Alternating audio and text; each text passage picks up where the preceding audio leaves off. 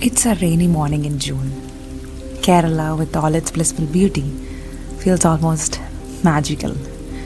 Students are getting ready for a new academic year, new umbrellas, raincoat, polished shoes.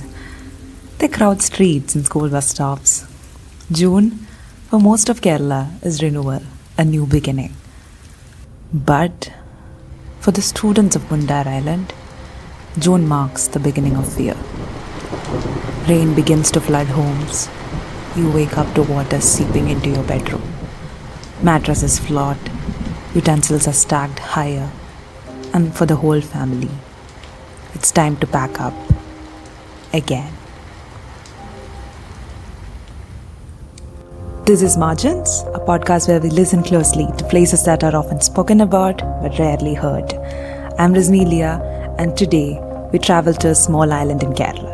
An island where the rain doesn't just fall, it decides who stays and who must leave. This episode is called Where to Call Home, Life Inside Mundar Island. Stay tuned. Mundar Island is a small village in Kallara Grama Panchayat in Kerala's Kottayam district. It is home to around 800 families. 800 families whose life come to a halt for nearly 3 months every year. Part of the below sea level farming region of Kuttanad, called Upper Kuttanad, Mundar was reclaimed from the Vembanad Lake. In 2002, the region was declared a Ramsar site, recognizing its fragile wetland ecosystem.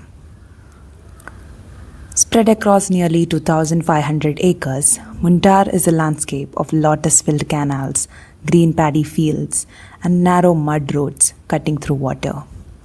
Tapioca, bananas, vegetables, the land is fertile, but the floods are unforgiving.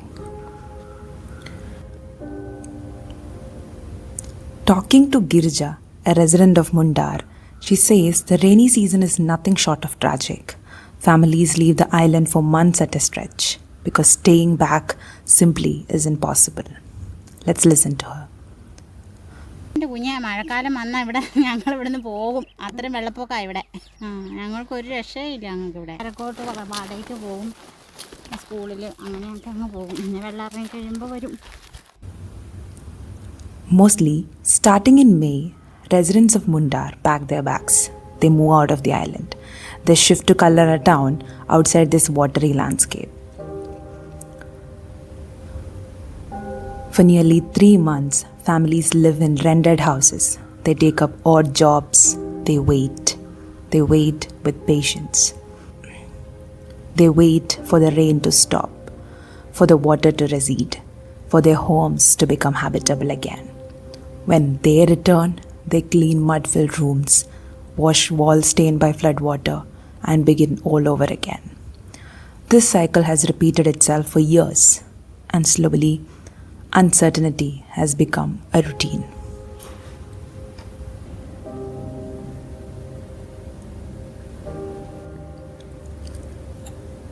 On 15th August 2018, the floods that changed everything happened. Kerala received 853% excess rainfall. Reservoirs overflowed, rivers burst their banks, entire districts were underwater. A year later, on August 8 of 2019, another flood struck. This time triggered by a rare mesoscale mini cloudburst, an extreme climate-linked event never before recorded in this region. Since then, residents say Mundar has never been the same. Girija recalls how the 2018 floodwaters rose up to her neck. She says later floods were just as terrifying. But after 2018, staying back during the monsoon was no longer an option.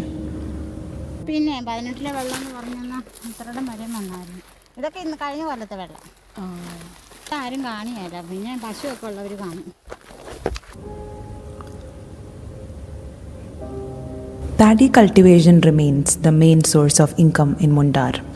That is why many residents return every season, hoping for a good harvest, hoping the land will still sustain them. But the hope is thinning. Families are leaving Mundar permanently. Children's education is disrupted. Jobs remain uncertain, and life outside the island, though difficult, feels more stable. Pramila, the current ward member, explains that many families choose to stay outside permanently because they fear they may not find rental houses next year. ഇപ്പോഴും വരാത്തവരും ഉണ്ട്. വാടകയ്ക്ക് പോയിട്ടേ ഇപ്പോഴും അവിടെ വന്ന് അവിടെ ഇവിടെ ആയിട്ട് നിൽക്കുന്നവരുണ്ട്. ഇനി അടുത്ത കൊല്ലം വാടകയ്ക്ക് വീട് കിട്ടാതെ വന്നാലോ എന്നൊക്കെ ഓർത്തിട്ടേ. In Ward 1 alone, several houses now stand empty. Around 42 houses from Ward 2 have been merged into Ward 1. Mundar slowly is shrinking. Connectivity remains one of Mundar's biggest challenges. The road leading to the island is a dusty mud stretch, cutting through paddy fields on both sides. During the monsoon, it becomes nearly impossible to travel. Pramila explains how poor road access disturbs everyday life, especially during untimely farming seasons and emergency situations. She says one of the major causes of these flooding is also the untimely farming that happens in Mundar. നമ്മുടെ വഴിയാണ് ഒന്നാമത്തെ പ്രശ്നം.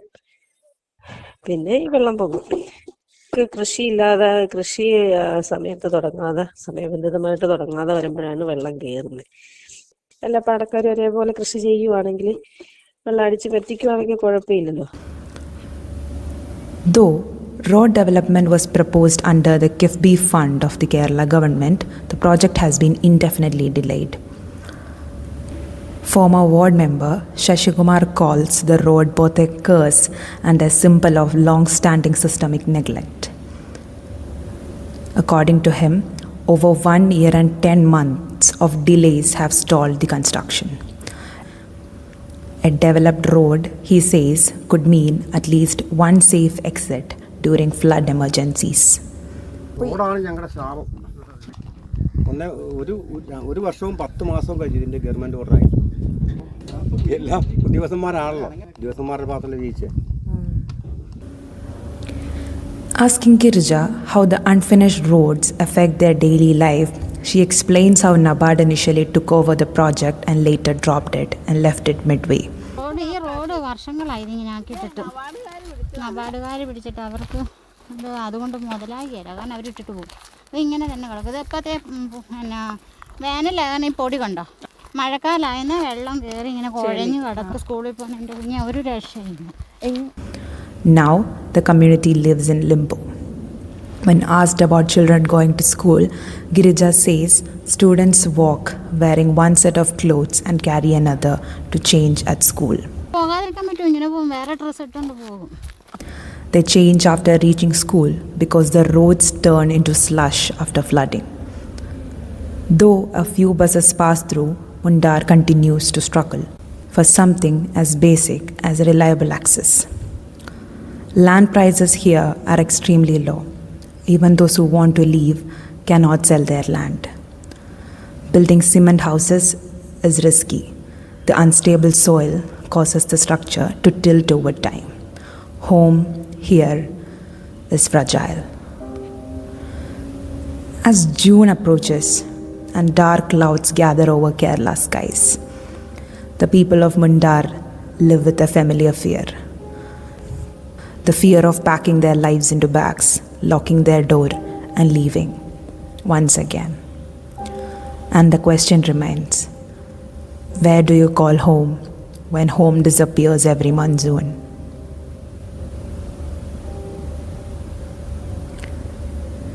You were listening to Where to Call Home, Life Inside Mundar Island on Margins. This episode was by Rizmi. Thank you for listening.